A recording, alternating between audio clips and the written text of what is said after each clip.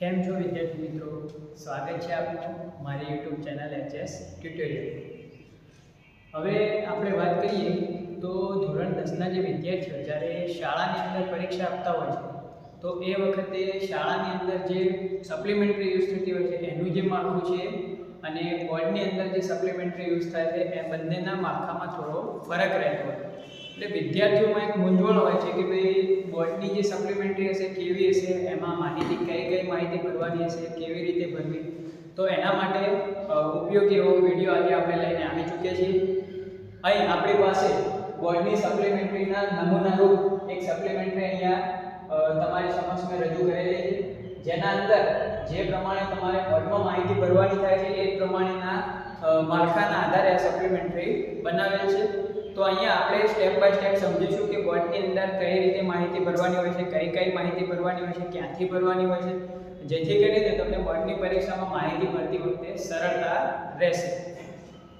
શરૂ કરીએ વિડીયોની. તો સૌથી પહેલા તમે અહીંયા સપ્લિમેન્ટરીમાં જોઈ શકો સૌ પહેલા અહીંયા હોય છે સેન્ટર નંબર એટલે કે કેન્દ્ર નંબર. એટલે કે તમારું જે પરીક્ષા કેન્દ્ર હોય છે પરીક્ષા કેન્દ્રનો એક નંબર હોય છે જે તમને રિસિપ્ટ આપવામાં આવશે, બોર્ડની રિસિપ્ટ ઉપર લખવામાં આવેલો છે. રિસિપ્ટની અંદર તમને જણાવેલું હશે કે ભાઈ પરીક્ષા કેન્દ્રનો નંબર આ પ્રમાણે રહેશે. એ કંઈક ઉદાહરણ તરીકે લઈએ તો 73.0155 74.0155 એવો કંઈક નંબર હોય છે. તો એ જે પણ નંબર હોય એ તમને અહીંયા એના લખતા એટલા ખાના આપેલા હશે. એ ખાનાની અંદર એ નંબર તમારે લખવાનો છે કે ભાઈ 73.15. તો એ રીતે 73.15 કે જે પણ નંબર તમને પરીક્ષા કેન્દ્રનો તમારી રિસિપ્ટની અંદર આપેલો હોય એ નંબર ત્યાંથી તમારે જોઈને આની અંદર લખવાનો છે. ત્યારબાદ પરીક્ષાર્થીની સહી એટલે કે તમારી રિસિપ્ટમાં જે પ્રમાણે તમે સહી કરેલી છે એ પ્રમાણેની સહી તમારે અહીંયા કરવાની રહેશે. હું અહીંયા ઉદાહરણ તરીકે ABC લખેલું છે, ત્યાં તમારે પોતાની જે તમે રિસિપ્ટમાં સહી કરી હોય એ પ્રમાણેની સહી કરવાની. એના પછી આવશે વિદ્યાર્થી મિત્રો બેઠક નંબર. તો અહીંયા આંકડામાં બેઠક નંબર લખવા માટે તમને તમારો જે પણ બેઠક નંબર હશે એ પ્રમાણે જરૂરી ખાના જેટલા પણ હશે એટલા બોર્ડની સપ્લિમેન્ટરીમાં આપેલા હશે. નોર્મલી તમારો જે બેઠક નંબર છે A અથવા તો B ની સિરીઝથી ચાલુ થતો હોય તો સૌથી પહેલા ખાનામાં A કે B તમારે જે લખવાનું થતું હોય એ લખવાનું. એના પછી તમારો જે પણ નંબર તમને રિસિપ્ટની અંદર આપેલો હોય બેઠક નંબર એ તમારે ક્રમશઃ લખવાનો છે, જેમ કે B 1 2 3 4 5 અને 6. મેં ઉદાહરણ તરીકે એક નંબર લીધેલો છે. તમારે રિસિપ્ટની અંદર તમારો જે પણ નંબર હોય એ તમારે અહીંયા લખવાનો. બેઠક નંબર શબ્દોમાં વાત કરીએ તો આના જે નંબર છે એને તમે શબ્દોમાં લખવાનો છે, જેમ કે D છે તો અહીંયા શબ્દોની અંદર D. પછી અહીંયા જે પણ તમારો નંબર હોય એક હોય તો અહીંયા લખવાનું છે 1, પછી 2, પછી 3, પછી 4, 5, 6. મતલબ તમારા નંબર બેઠક નંબરની અંદર જે પણ આંકડા હોય આંકડા અહીંયા લખવાના. મતલબ તમારે 10 લાખ 2222 એ રીતે નંબર નથી લખવાનો. તમારે જે અંક આપેલા હોય એ અંક પ્રમાણે નંબર લખવાનો છે. ભાઈ એક માટે 1 2 3 4 5 6 એ રીતે નંબર તમારો આંક શબ્દોની અંદર તમારે લખવાનો રહેશે. ત્યારબાદ ખંડ નિરીક્ષકની સહી હશે.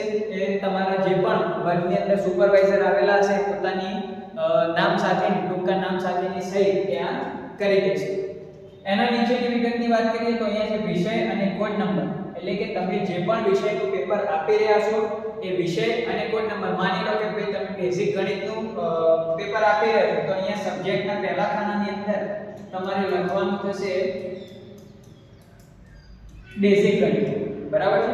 અને બેઝિક ગણિત લખ્યા પછી તમારી જે રિસિપ્ટ છે એ રિસિપ્ટની અંદર એ બેઝિક ગણિતની સામે એક 2 આંકડાનો કોડ આપેલો છે, એને કહેવાય છે વિષય કોડ. જેમ કે બેઝિક ગણિત માટેનો જે વિષય કોડ છે 18 છે. તો અહીંયા તમારે બેઝિક ગણિત અને બીજા ખાનાની અંદર લખવાનું છે 18.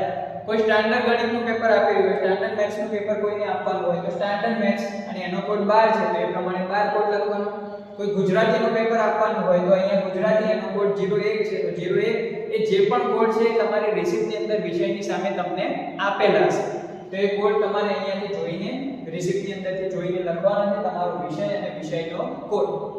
ત્યારબાદ ડેટ ઓફ એક્ઝામ એટલે કે પરીક્ષાની એ પેપરની જે તારીખ હોય એ પણ તમને રિસિપ્ટની અંદર માહિતી આપી રહેશે. તો એ તારીખ જેમ કે આજની તારીખ છે આપણી 18/1/2026 તો 18/1/2026 તમારે પરીક્ષાની અંદર પેપરની જે પણ તારીખ હોય તારીખ લખવાની રહેશે. જવાબની ભાષા લેંગ્વેજ ઓફ આન્સર ગુજરાતી મીડિયમના વિદ્યાર્થીઓ અહીંયા લખવાની રહેશે ગુજરાતી. કોઈ હિન્દી મીડિયમ કે ઇંગ્લિશ મીડિયમના જો વિદ્યાર્થી હોય તો એમને હિન્દી કે ઇંગ્લિશ મતલબ જે ભાષામાં તમે પ્રશ્નપત્રના જવાબ લખી રહ્યા છો એ ભાષા અહીંયા દર્શાવવાની રહેશે. તો બેઝિકલી તમારે વિદ્યાર્થી મિત્રો આટલી માહિતી કરવાની છે. સેન્ટર નંબર રિસિપ્ટની અંદરથી તમને મળી રહેશે. તમારી સહી રિસિપ્ટની અંદર જેવી હોય એવી જ સહી કરવાની છે. તમારો બેઠક નંબર જે પણ તમને રિસિપ્ટની અંદર આપેલો છે આંકડામાં શબ્દોમાં લખવાનો છે. અહીંયા વિષય અને એનો કોડ જે તારીખે પેપર હોય તારીખ લખવાની છે. જવાબ હોય એટલે તમે જે ભાષામાં પ્રશ્નપત્રનો જવાબ આપી રહ્યા છો એ ભાષા ગુજરાતી, હિન્દી, ઇંગ્લિશ જે હોય અહીંયા તમારે લખવાની. તો આ રીતે બાકી માહિતી તમારે બધી ભરવાની છે. માહિતી જે પણ ભરવાની થાય છે બધી તમને તમારી પરીક્ષાની રિસિપ્ટની અંદરથી મળી રહેશે. તો રિસિપ્ટ ખાસ સાથે લઈને જવું અને કમ્પલસરી પણ છે. ત્યારબાદ આટલી વિગતો ભરાઈ જશે. તમારું પેપર લખાતું હશે એટલે આ જે કોલમ છે ત્યાં એક બારકોડ સ્ટીકર ચોંટાડવામાં આવે છે. એ તમારે એની ચિંતા કરવાની જરૂર નથી. જે પણ શિક્ષક હશે એ જે શિક્ષક છે એ શિક્ષક તમારા સુપરવાઇઝર છે એ સુપરવાઇઝર શિક્ષક એ બારકોડ સ્ટીકર ત્યાં તમારા નંબર પ્રમાણે લગાવી દેશે. એ જ્યારે બારકોડ સ્ટીકર લગાવે તો એ વખતે તમારે ધ્યાન રાખવાનું છે કે ભાઈ આ જે બારકોડ સ્ટીકરની ઉપર જે સીટ નંબર લખેલો છે તમારો સીટ નંબર છે કે બીજા કોઈ વિદ્યાર્થીનો સીટ નંબર છે એ તમારે ખાસ જોઈ લેવાનું છે. બારકોડ સ્ટીકર તમારા નંબરનું લાગેલું છે કે બીજા કોઈ નંબરનું લાગેલું છે. જો કોઈ બીજા નંબરનું લાગ્યું હોય તો તરત જ તમારા વર્ગ સુપરવાઇઝર જે પણ હોય એમને જાણ કરવી, કેમ કે એના આધારે તમારું બોર્ડની પરીક્ષાનું રિઝલ્ટ તૈયાર થાય છે. તો આ એક ખૂબ જ અગત્યની બાબત છે. એ તમારા જે નિરીક્ષક હશે વર્ગની અંદર એ ચોંટાડશે. અહીંયા બારકોડ સ્ટીકર પણ તમારે ખાસ એના ઉપર તમારો સીટ નંબર છે કે નહીં એ વસ્તુ ખાસ ધ્યાન રાખીને જોઈ લેવાની રહેશે, જેથી કરીને આગળ જતા કોઈ પ્રોબ્લેમ થાય નહીં. આટલું બધું થઈ જશે. પેપર પૂરું થવા આવશે એટલે તમારા જે વર્ગની અંદર નિરીક્ષક છે એ નિરીક્ષક અહીંયા બારકોડનો અડધો તમારો સીટ નંબર ઢંકાઈ જાય એ રીતેના બધી માહિતી ઢંકાઈ જાય એ રીતે આ ખાના ઉપર એક ખાખી સ્ટીકર ચોંટાડશે. એ પણ એક વર્ગ શિક્ષક તમને જે નિરીક્ષક હશે એ નિરીક્ષક તમને અહીંયા ચોંટાડી આપશે. તો એની પણ તમારે ચિંતા કરવાની જરૂર નથી. આ બધી માહિતી ઢંકાઈ જાય એ રીતે અહીંયા ખાખી સ્ટીકર ચોંટાડવામાં આવે છે. તો વિદ્યાર્થી મિત્રો બોર્ડની આ જે પરીક્ષાની સપ્લિમેન્ટરી છે સપ્લિમેન્ટરીમાં આ પ્રમાણે તમારી બધી માહિતી એક પછી એક સ્ટેપ બાય સ્ટેપ યોગ્ય રીતે અને ધ્યાનપૂર્વક ભરવાની રહેશે. આશા કરું છું કે આ જે વિડિયો છે તમને પરીક્ષામાં ખૂબ જ ઉપયોગી નીવડશે. તમારા માટે આ માહિતી ખૂબ હેલ્પફુલ રહેશે. જો વિડિયો તમને સારો લાગ્યો હોય, વિડિયોની માહિતી યોગ્ય લાગી હોય તો મારી ચેનલને સબસ્ક્રાઇબ કરવાનું અને વિડિયોને લાઈક કરવાનું ભૂલતા નહીં. જય હિન્દ, જય ભારત.